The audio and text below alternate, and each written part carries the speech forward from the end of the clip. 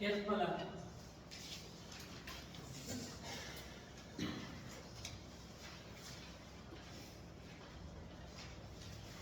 Eritmalar bir jinsli gomogen aralashmalar. Bir jinsli gomogen aralashmalar. Eslasizlar, aralashmalar ikki xil bor edi. Birinchisi gomogen, keyingisi heterogen. Shunaqami? Gomogen aralashmalar mikroskopik ko'z bilan farqlash mumkin bo'lmasa, mikroskopik ko'z bilan farqlash mumkin bo'lsa, heterogen edi. Shunaqami?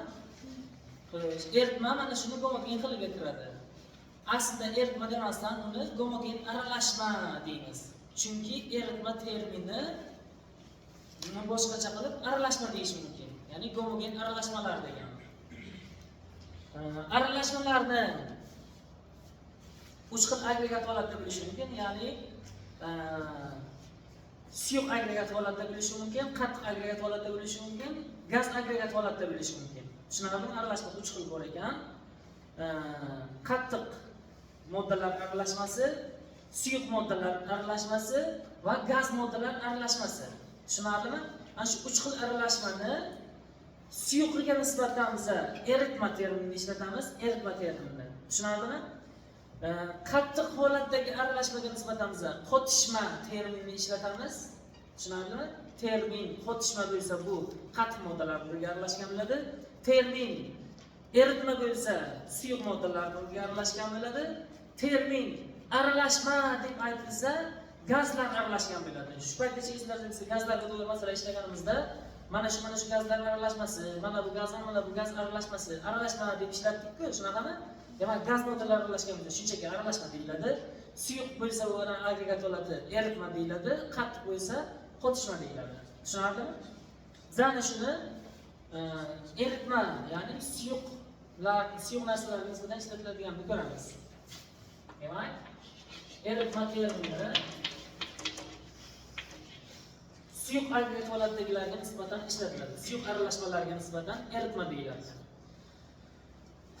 Xo'sh, eritma ikki xil tartibli qismdan iborat bo'ladi. Erigan modda va erituvchi. Erigan modda va erituvchi degan qismlardan tashkil topgan bo'ladi. Va biz hozir ana shu qaysi modda erigan, qaysi modda erituvchiligini aniqlab olamiz. Erituvchi nima? Eritmaning agregat holatini qanaqa dedik? Suyuq. Suyuq aralashmaga nisbatan eritma termini ishlatiladi. Erituvchi agregat holatini saqlab qolgan va miqdori ko'p bo'lgan narsa erituvchi deyiladi. Masalan, oddiygina ana shu 1 stakan suv bo'lsa, ana shu suvga biz tuzni solsak, ichiga erib ketadimi? Suvning agregat holati qanaqa? Suyuq. Tuzning agregat holati-chi? Qattiq. Shunaqami? Suvning ichiga kirgandan keyin, erigandan keyin ana bu hosilgan eritmaning agregat holati qanaqa? Suyuq. Demak, suv suyuq, hosilgan eritma ham suyuq. Demak, hozir bu yoqqa suv bilan tuzni aralashtiryapmiz. Suvning agregat holati saqlab qolinyaptimi yoki tuzning agregat holati saqlab qolinyaptimi? Suvning agregat holati saqlab qolinyapti. Demak, hozir suvga tuzni solganimizda hosilgan aralashmani, hosilgan eritmani erituvchisi suvmi yoki erituvchisi tuzmi? Nima uchun? Chunki suv suyuq, hosilgan eritma ham suyuq. Tushunarlimi? Agregat holati saqlab qolindi. Tuzning agregat holati yo'q bo'ldi. Agar biz suvga tuzni solganimizda hosilgan aralashmamiz qattiq holatga kelib qolganda edi, erituvchini nima derdik? Tuz derdik. Tushunarlimi? Qattiq holatga kelib qolsa, erituvchini tuz derdik. Chunki agregat holatini saqlab qolgan. Birinchi sharti agregat holatini saqlab qolgan bo'lishi shart. Ikkinchi sharti esa miqdori ko'p bo'lgani. Tushunarlimi? Ya'ni hozir ham yo'q, suv bilan tuz aralashtirilsa, agregat holatini suv saqlab qolyapti, tuz agregat holatini yo'qotyapti. Demak, agregat holatini saqlab qolgani erituvchi deyiladi. Va ikkinchi sharti miqdori ko'p bo'lishi kerak. Tushunarlimi? Mana bu suv, mana bu idishga kamroq. Masalan, spirt. Bunga solsak, Ana bu eritmamiz suv bilan spirt aralashmasi bo'ladi. Ya'ni eritma. Tushunarlimi? Mana bu eritmaning agregat holati qanaqa endi? Suyuq. Buni agregat holatichi? Demak, suv ham agregat holatini saqlab qolyapti, spirt ham agregat holatini saqlab qolyapti. Bizga qoidaga erituvchiga agregat holatini saqlab qolgan degan joy bor edi. Ikkalasi ham saqlab qolyapti-ku. Endi nima qilamiz degan savolga davomi bormi? Miqdori ko'p bo'lgani. Tushunarlimi? Demak, ikkalasi ham agregat holati bir xil bo'lgan taqdirda miqdori ko'p bo'lgani erituvchi deyiladi. Demak, suvga spirtni solsak, erituvchi nima ekan? Suvni spirtmi? Ana bu yerda suv deysizlar. Lekin hozir mana buni spirt, bunisini suv desam, erituvchi nima deysizlar endi? Spirt deysizlar. Chunki miqdori ko'p bo'lgan. Demak, erituvchini farqlab bilamizmi? Agregat holatini saqlab qolgan va miqdori ko'p bo'lgan bo'lishi kerak. Agar miqdor agregat holati bir xil bo'lgan taqdirda keyin miqdorga qaraymiz. Demak, miqdori ikkinchi darajada ekan. Agregat holati mavjud bir xil bo'lib qolgan taqdirda. Erigan modda nima? Erituvchining teskarisi agregat holatini yo'qotgan va miqdori kam bo'lgani. Tushunarlimi? Agregat holatini yo'qotgan erigan modda va miqdori kam bo'lgani. Qaranglar. Ana bu tuz suv ichiga kirgandan keyin agregat holatini yo'qotyapti, ha? Agregat holatini yo'qotyapti va endi bu nima? Erigan moddami, erituvchimi? Erigan modda. Nima uchun? Agregat holatini yo'qotyapti. Shunaqami? Mana bu yerda spirt solyapti suv ichiga, erigan modda nima? Spirt. Agregat holatini yo'qotmayapti-ku. Miqdori kam bo'lgan. Tushunarlimi? Agregat holatini yo'qotgan va miqdori kam bo'lgan. Endi qaranglar. Mana bu ichiga suv. Ana buncha suvni ishlar, tuzni eritdik. Ya'ni eritishga iloji bo'lsa qizdirsak eriydi. Eritdik. Miqdori ko'p buni, bu kam. Endi erituvchi nima? Suv. Demak, birinchi darajali narsa agregat holat. Tushunarlimi? Agregat holatini saqlab qolgan bo'lishi kerak. Ikkinchi darajali narsa miqdori ko'p bo'lgani. Qarang, ana bunda hozir suv kam, tuz ko'p. Lekin erituvchi tuz demaylar. Bu buni ichiga kirgandan keyin suyuq holatga keladi. Ya'ni agregat holatini yo'qotadi. Tushunarlimi? Demak, birinchi darajali agregat holat ekan. Tushunarlimi? Agregat holatini yo'qotgan va miqdori kam bo'lgani. Erigan modda miqdori ko'p va agregat holatini saqlab qolgani esa erituvchi. Ana endi erituvchi sifatida asosan laboratoriyalarda suv ishlatiladi. Erituvchi sifatida suv ishlatiladi. Kimyoni hozir boshladikmi? Eritma mavzusini oxirigacha suv erituvchi bo'ladi. Boshqa narsa ham erituvchi bo'lishi mumkin, lekin asosan kimyo laboratoriyalarida erituvchi suv hisoblanadi. Xo'sh, ana endi moddalarning suvda eruvchanligi haqida gap ketadi. Ayrim moddalar suvda ko'p eriydi, ayrimi kam eriydi. Ma'lum chegaragacha eriydi, ya'ni. Qisqasi barcha moddalar suvda erish darajasi har xil bo'ladi va ma'lum bir chegaragacha eriydi. Ma'lum bir miqdoriga, ma'lum bir miqdorgacha eriydi. Tushunarlimi? Erish darajasi, mana erituvchi masalan suv bo'lsa, erigan modda qanaqadir modda bo'lsa, o'sha moddaning suvda erish darajasi har xil bo'ladi. Masalan, qaysidir moddani suvga solamiz, eriyveradi, qachondir erimasdan qoladi-yu, cho'kmaga tushib ketadi. O'sha paytda erish tugadi. Eruvchanlik chegarasi mana shu yoqqacha ekan deb aytamiz. Tushunarlimi? Masalan, bir chelak suvga tuzni solaveramiz, aralashtiraversak ekan, u eriydi. Qachondir shunday solgan tuzimiz qancha aralashtirsak ham erimasdan cho'kmaga shundaygina tushsa, biz nima deymiz uni?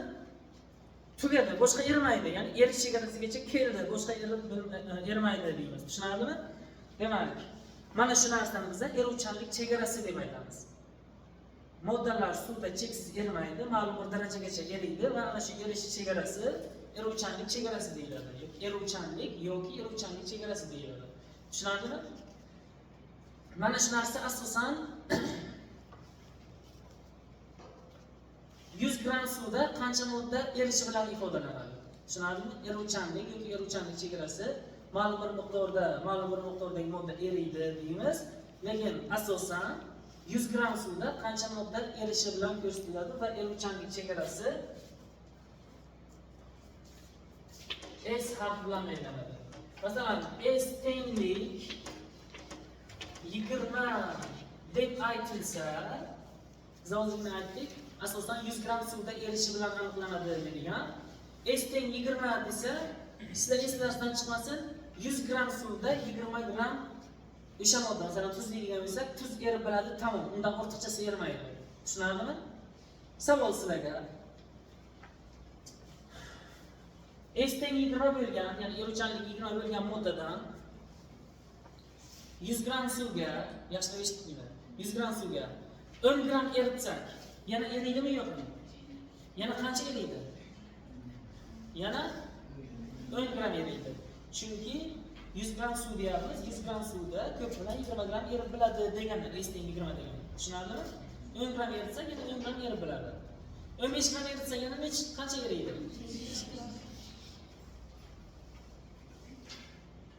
30 gram eritsak, necha gram eriydi?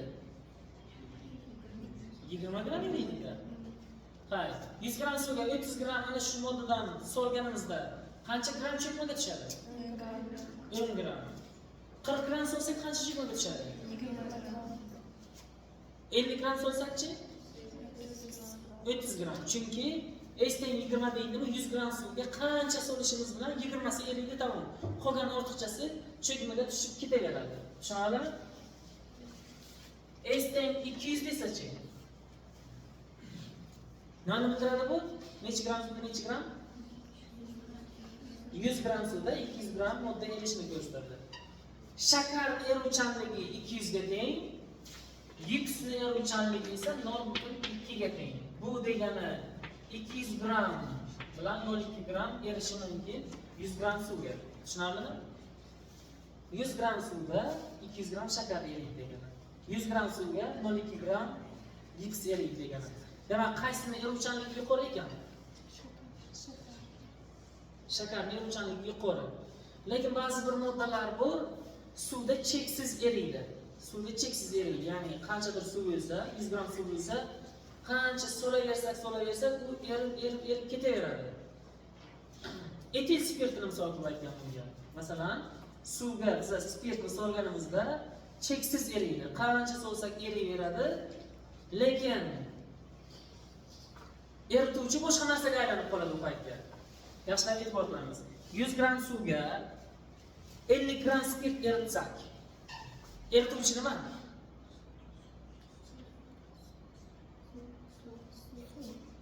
Nima uchun suv? 100 gram suvga 50 gram spirt eritsak, erituvchi suv deymizlar. Nima uchun suv? Miqdori ko'p bo'lgani. Shunaqami? Ikkalasini aniqlaga to'ladi bir xil spirt va suvni. 100 gram suvga 90 gram spirt solsak, erituvchi nima? Suv. 100 gram suvga 100 gram spirt solsak, erituvchi nima? Suv baribir, chunki asosan suv ishlatiladi. 100 gram suvga 1 gram spirt solsak, erituvchi endi nima? Spirt bo'ladi. Chunki miqdori ko'p bo'lgan erituvchi. Lekin 100 gram suvga 150 gram, 200 gram, 300 gram, 1000 gram spirt solsak ham cheksiz eridi deymiz, lekin erituvchi o'sha paytda suvdan miqdori ko'payib qolsa, spirt bo'ladi erituvchi. Tushunarlimi? Ya'ni cheksiz erishi mumkin o'shalar. Lekin ta'lim chegaragacha eriydigan moddalar bor, mana shularga doir masalalar ishlashimiz mumkin hozir. Yaxshilab tushunib olinglar. Xo'sh, ana endi eritmani tuyingan va tuyinmaganlik darajasini bilishimiz kerak biza. Tuyingan va tuyinmaganlik darajasi. Xo'sh. Tuyingan eritmada nimaga aytiladi? Tuyingan eritmada erituvchida erigan moddani solamiz-ku. Solaveramiz, suv eriyveradi. Shundaymi? Demak, eritma hosil bo'ldi. O'sha eritmaga yaxshilab quloq solamiz. O'sha eritmaga eritayotgan moddamizdan yana solsak, u erishi mumkin bo'lsa, u eritma tuyingan bo'ladimi, tuyinmaganmi? Tuyinmagan. Chunki eritmada o'sha moddadan yana erishi mumkin. Yana solsak erib ketaveradi. Chunki u hali tuyinmagan. Solgan narsamiz erimasdan cho'kmaga tushib ketsa, ya'ni u erimasa, nima deyiladi? Tuyingan deyiladi. Tushunarlimi? Demak, eritmaga shu ayni eriyotgan moddadan solganimizda yana erishi mumkin bo'lsa, u eritma to'yinganmi, to'yinmaganmi? To'yinmagan, yana erishi mumkin bo'lsa. Xo'sh, boshqa erimasa-chi? To'yingan deyiladi. Tushunarlimi? Shakarning eruvchanligi 100 gram suvda 200 gram eriydi. Endi men sizlarga mana buncha suvda mana buncha shakar eritsak, 100 gram suvda mana buncha shakar eritsak deganimizga o'zi to'yingan yoki to'yinmagan deb bilishlaringiz kerak. 100 gram suvda 150 gram shakar.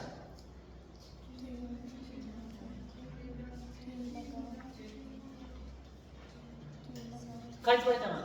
100 gram suvda 150 gram shakar eritsak agar sho'xjahon nima bo'ladi? Ha? Tushuntiring, nima uchun? 200 gram erib bo'ladi. Lekin biz 150 grammiz. Yana qancha erishi mumkin? Yana 50 erishi mumkinmi? Demak, bu to'yinmagan bo'ladi. Tushunarlimi? 100 gram suvga 250 gram shakar eritsak, sanang. 100 gram suvga 250 gram shakar eritsak, to'yinganmi, to'yinmaganmi? Balandroq. Nima uchun? 100 gram suvga 200 shakar eruvchanlik chegarasi 200 ham. Eruvchanlik chegarasigacha yetsa va undan ortiqcha bo'lsa, to'yingan deymiz. Tushunarlimi? Eruvchanlik chegarasigacha yetsa, ya'ni shakar erityapmiz, 200 gram bo'lgan bo'lsa yoki 200 dan oshgan bo'lsa, biz uni to'yingan deymiz. Tushunarlimi? 100 gram suvga 250 gram shakar solsak to'yingan ekan, chunki 200 dan oshib ketgan. Qancha cho'kmaga tushadi shakar? 50 gram tushadi, cho'kmaga. Tushunarlimi? San aytasan. 100 gram suvga 1 gram gips eritsak, to'yinganmi, to'yinmaganmi? Balandroq. Qaytib aytaymi? Ana bu gipsning eruvchanligi 100 gram suvga 1 gram gipsni solsak, eritma hosil bo'ladi. O'sha eritma to'yinganmi, to'yinmaganmi? To'yingan. Nima uchun?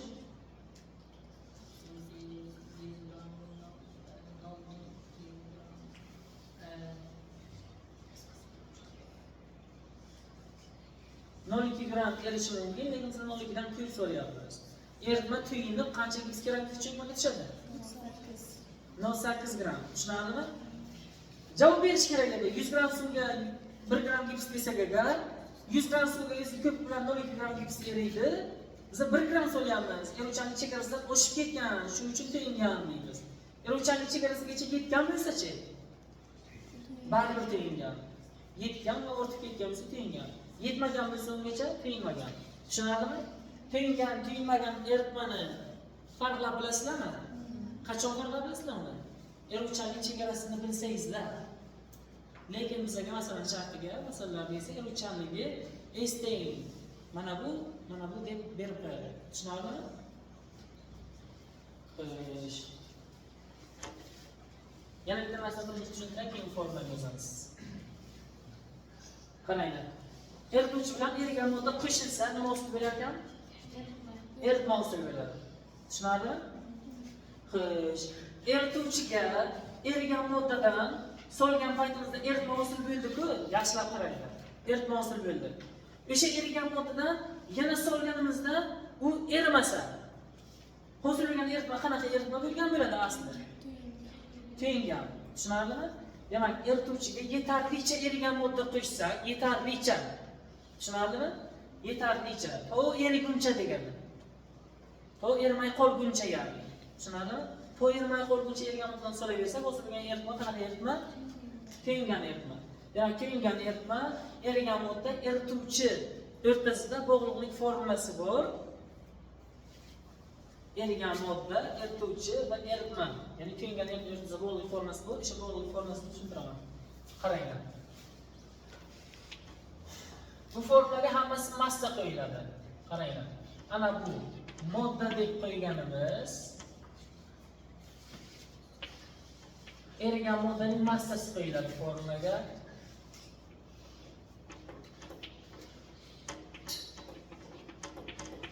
Suv deb qo'yganimiz suvning massasi qo'yiladi. Tushunarlimi? Erituvchining massasi qo'yiladi bu yoqqa. Xo'sh, bu yoqqa S erituvchanlik chegarasi, mana bu yoqqa 100.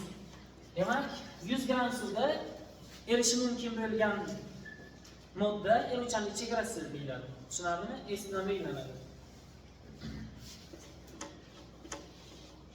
Ana bu yoqqa T nokta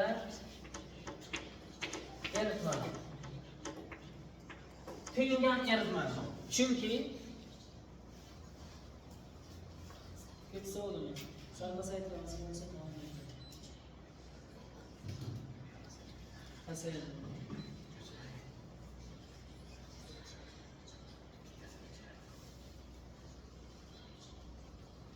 Nima pasaytiramiz bo'lsa?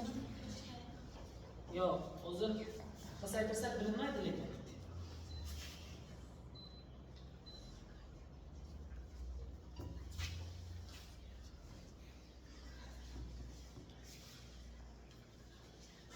Xo'sh, qaranglar.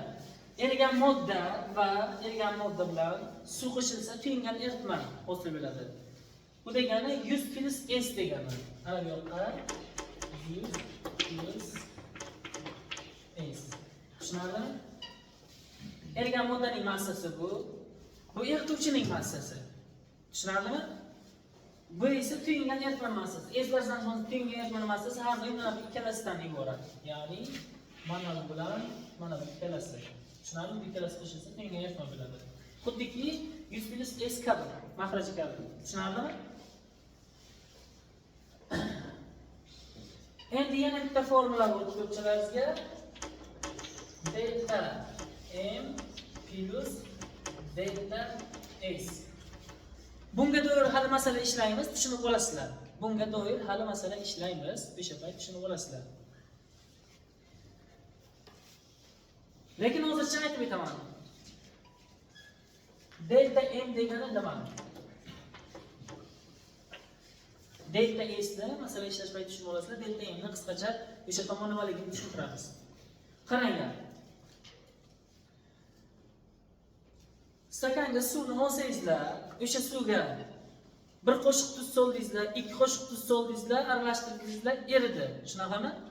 Ikki qoshiq tuz soldingizlar, eridi. Bu stakanning suvi harorati 20 gradus. 20 gradusda turibdi. Tushunaymi? 20 gradusda turgan bo'lsa, 3-qoshiqni solsak, u solgan tuzimiz erimasdan shundaygina cho'kmaga tushdi. Bu nima degani? 20 gradus Selsiydagi suvga, bir stakan suvga bor yo'g'i 2 qoshiq tuz eriydi, tamom degani. Lekin biz 3-qoshiqni eritishimiz uchun u 20 gradus emas, uni 30 gradus yoki 40 gradus qilsak agar 3-qoshiq ham eriydimi yo'qmi? Eriydi. Chunki issiq suvga yana erishi mumkin.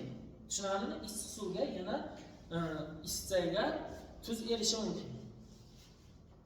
Ana delta M degani nima degani? Masalan, biz agar masalaga aytadi, 20 gradusda tuz necha gram eriydi dedik o'zi? Gramini aytaylik. 30 gram erib o'tiradi. 30 gram erib o'tiradi. 30 gradus Selsiyda esa 30 gram emas, 50 gram eriydi. Qancha ko'p eriyapti? 20 gram. Demak, avval 30 erib o'tiradi, endi 50 gram eriyapti. Delta M degani ana shu 30 bilan 50 ning farqi. Tushunarlimi? Eruvchanlik eriyotgan moddadagi erigan moddalarning farqi. Shuning temperatura o'zgarsa, eruvchanlik ham o'zgaradi. Tushunaymi?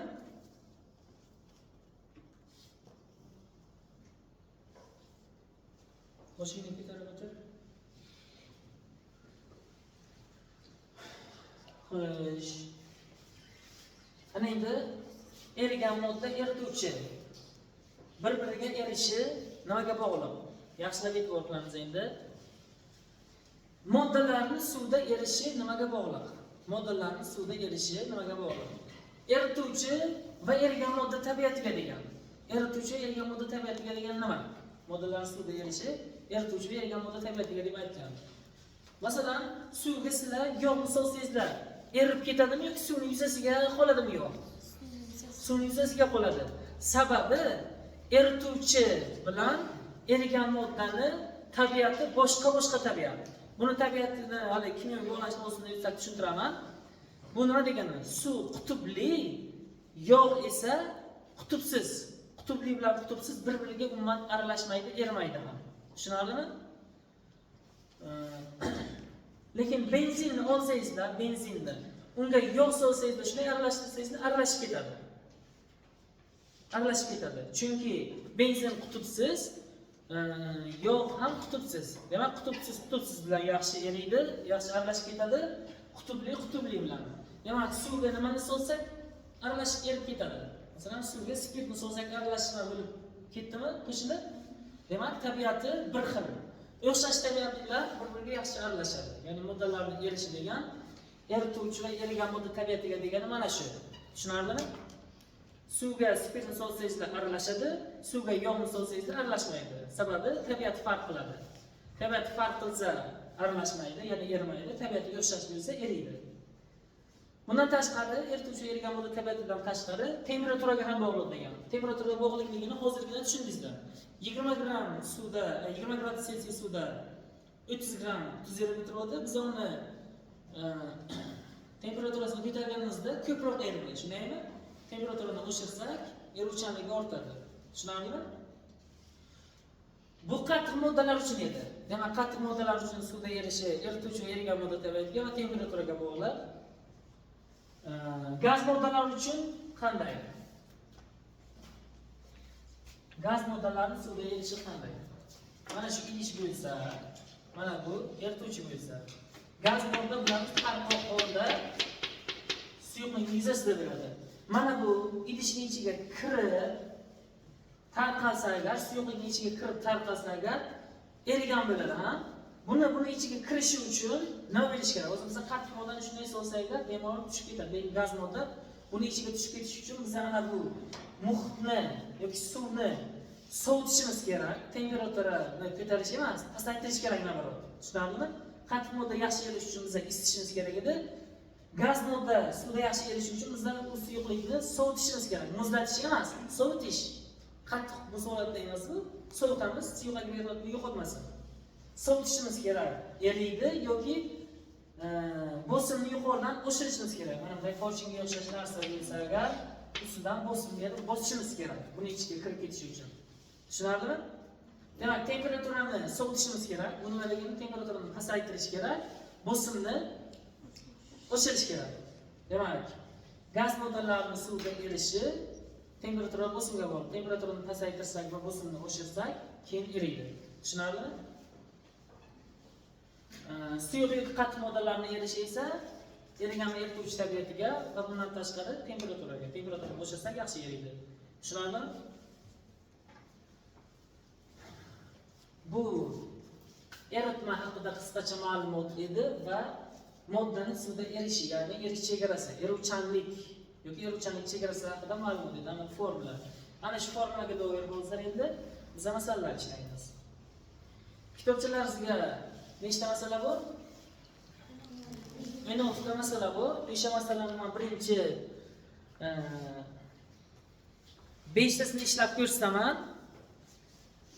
Ishlanishi yo'q, 5 tasini ishlab ko'rsataman va xuddi shunga o'xshash 5 ta masala beraman, keyin ishlaysizlar. Xuddi shunga ham keyingi 5 talikka keyin o'tamiz. Tushunarlimi? U masalani boshlashdan oldin o'sha masalagacha bo'lgan joyni sizlar bir marta o'qib chiqinglar.